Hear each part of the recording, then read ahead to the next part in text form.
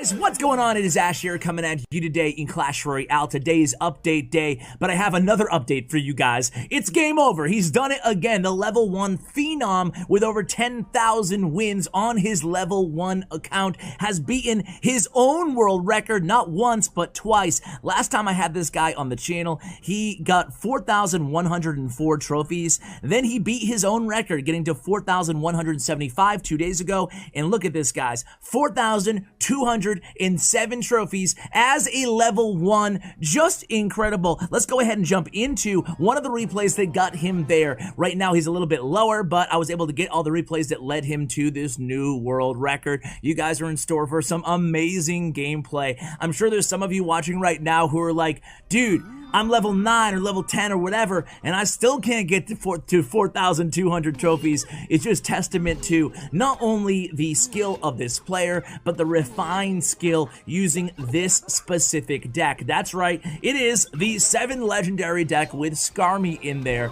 and of course all his legendaries are level 1 or level 9, I guess, right? Level 9, level 1, level 9. So here we go against Philippe 3, and this is gonna be a great replay just to illustrate how low the margin of error is in these decks when playing these decks. It's incredible. You're gonna see this guy, look at, he took one goblin barrel to the face there on the left tower, 826 HP remaining on it, but you're gonna see him with a pretty epic comeback. I don't think this was the match that got him to the world record, but this is one like led up right before it, so had he lost this, it would have set him back, and there's just so much grinding involved in this level 1 community. By the way, a huge shout out to all the level 1 players out there right now. There's a lot of them who watch the channel. B Mills every day in the comments saying, I'm going to beat Game Over's world record. Good luck, bro. Good luck. This guy's just incredible. And I do want to give a shout to his YouTube channel and his Twitter and all his social media and player stats profile, thanks to statsroyale.com.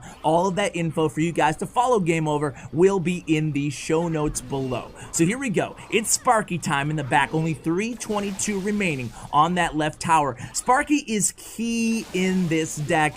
I mean, if you're a level 1 player and you want to unlock one legendary card, I would say Sparky might be it. And there goes the nice rocket value there by Philippe, the opponent. Now, Philippe hasn't made any huge mistakes here. So far, he's doing very well for himself, but it's all going to come down to one big monster push, as it tends to do with this deck. And remember, as arrows come down, taking the tower down to 228, the opponent has rocket.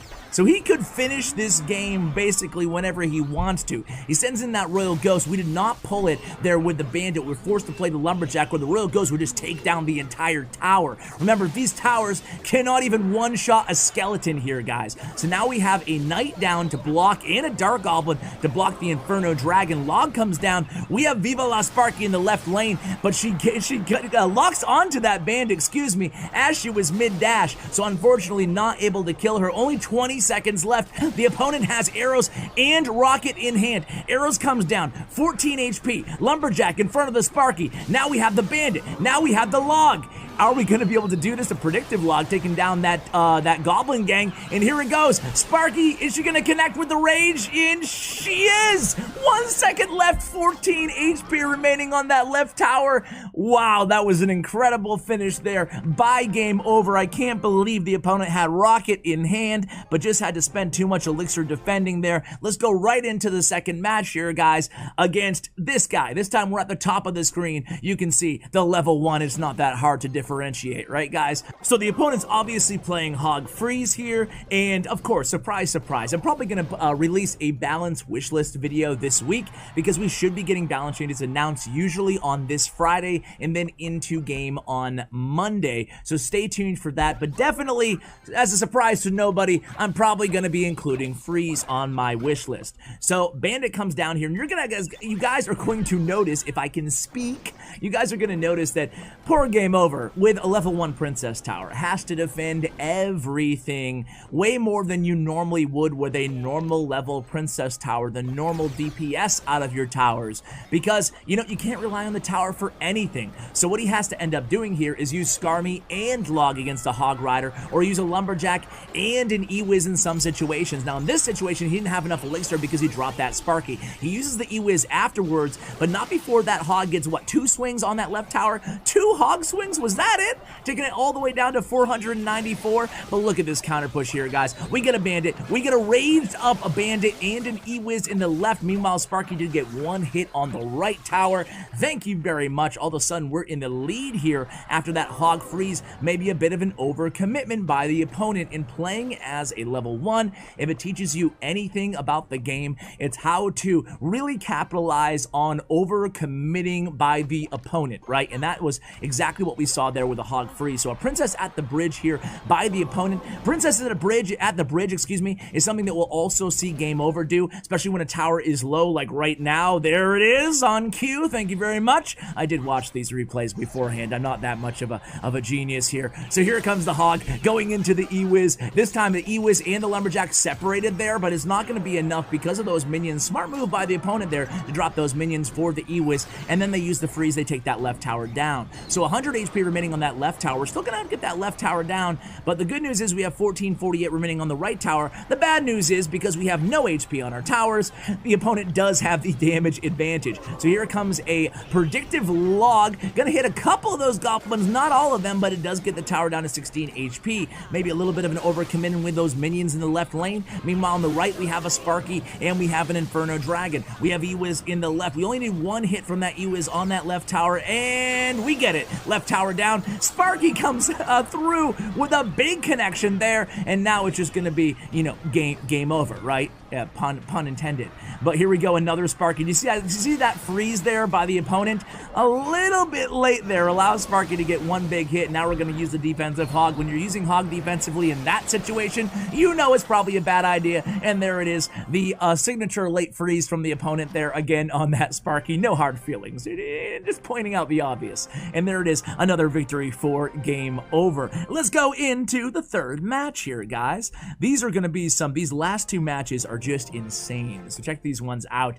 This is Fernan Flo. This guy actually plays pretty well, but this match is going to illustrate beautifully, like I was talking about in the first replay, guys, the power of Sparky in this deck. You guys are going to see exactly what I'm talking about on this match. So here comes a hog for the opponent again, another hog rider. We're going to answer with an E-Wiz and a lumberjack. We're not about to take any swings from that hog rider, and of course an E-Wiz plus a lumberjack without any help from the tower can deny a hog hit if you place them in time. So now we have a mini P.E.K.K.A. and a Dark Prince, and as I was saying, this guy doesn't make that many mistakes except for one kind of strategic mistake. It's not even a misplay in the traditional sense. It's just you should not be playing your witch in the back against a Sparky, and that's what he does a couple times in this match, and in my opinion, that's what really cost Fernan Flo here the match against game over. So here we go. It's going to be a princess here to play some defense against that Ice Wiz, excuse me.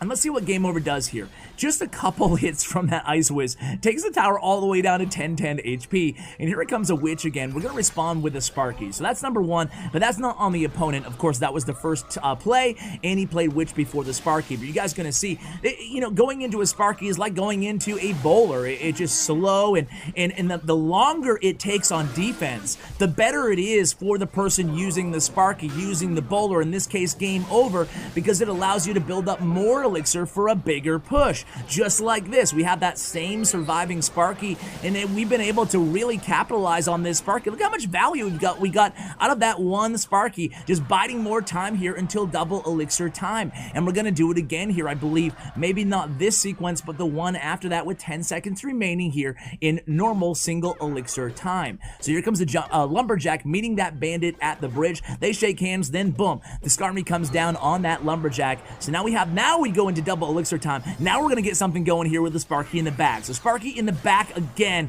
You can tell the opponent doesn't know exactly what to do. They should pressure opposite lane here with the Hog Rider. Instead, they're kind of like leaking some elixir, not sure what to play, and they decide to play the witch in the back. No. That's very risky, playing that witch in the back there and not able to protect it either with the Dark Prince in, and that's just bad news. Look at this left lane here, guys, and this is going to be intense. This is going to lead to the end of the game here, guys, and can you smell a 3-crown, guys? I can. It's 2 Sparkies, it's a Lumberjack, it's a Princess, it's another Princess, it's an Inferno Dragon, and here we go. Lumberjack dies. That's going to allow us to get some rage here. Boom, boom, 2 hits from the Sparky. It's Sparky Machine machine gun, ladies and gentlemen. Now the opponent decides to hit opposite lane, but look at all those Sparkies and princesses on the king tower, and the princesses will finish it off. There you go. Game over again. Man, it's really hard to resist using the game over pun every single match. Game over. All right, let's go ahead and watch one more here, guys. Before we end this video, this is another good one here against Javad. So this time we're going against the Wizard Rage combo. You guys, I'm sure if you're mid-ladder, you're very, very, very intimately familiar with that combination, at the annoyance of many of you guys. It's funny, I released a video a few weeks ago, excuse me, about the least skill cards in the game. And you guys in mid-level arenas, I shouldn't even say mid-level, like the 3,500 to 4,500 range, man, you let me have it, and rightfully so. I was wrong, I'll admit it, but I should have included Wizard in there because, man, Wizard is just everywhere in this range, especially watching a lot of these level 1 replays. Like, everyone is running Wizard. That was a good leakage there by Javed, just waiting for the Sparky to cross the river. That way he could use a Skarmy against it. Nice job, though, with the Princess keeping alive. But this is a mistake here by Javed going in with the balloon. He has no zap or anything as well, so we're able to respond. And look at this counter push. And that's what I'm talking about this deck. This is a deck about counter pushing, and he's going to do a good job of doing that there, connecting for a decent amount of damage to that right tower, taking it down to 1342 HP as the tower finishes off that Inferno Dragon. So 40 seconds here remaining in single elixir time, kind of a reset mode in this match, but you can see we have about a 2.5 elixir advantage. Perfect time to drop that Sparky in the back. If you're playing any Sparky deck, when's the good time to drop Sparky in the back? Well, this would not be a good time because they have Rocket. I mean, normally it would be a good time, but Rocket really hurts when they use it on your Sparky. A nice predictive log there, guys. Getting that Lumberjack to the tower and evening things right back up, and we have Skarmy in hand to deal with his Prince on the counter push. But yeah, anytime they have Rocket, I mean, look at this guy's deck. He has Balloon, he has Wizard, he has Rage. We knew he had minions at this point, but we didn't know he had Rocket, and you never know what you're going to get here. So now, of course, we're going to be playing Sparky in front of the tower instead of behind. Really no way of knowing that this deck would also be running the Rocket, but that really hurts when you can take down the Sparky and do a ton of damage to our Princess Tower. Yeah, never a good thing. So here we go. It's going to be a raged up Sparky down the other end, supported by the Princess and the log there. We're putting some serious pressure in the right lane, and we do connect to take that right tower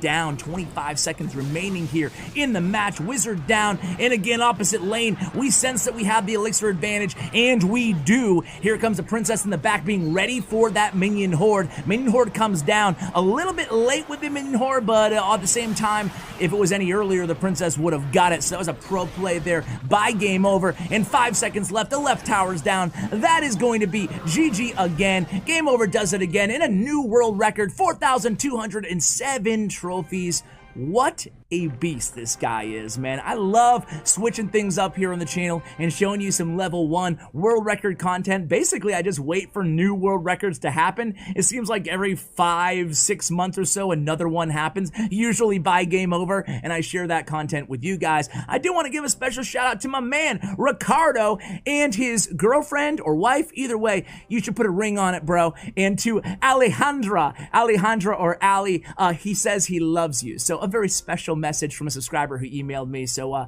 shout out to you guys, and shout out to all of you guys watching the content, and of course Game Over. Check out his player stats and profile. Thanks to statsroyale.com in the show notes below, along with his YouTube channel. Subscribe to my man Game Over for daily, or at least a couple times a week, level 1 content by the best in the biz. Let's face it. So guys, thank you so much for watching. A huge shout out to Bren Chung, my YouTube partner. Check out his information in the description below. Thanks, and as always, take care, guys.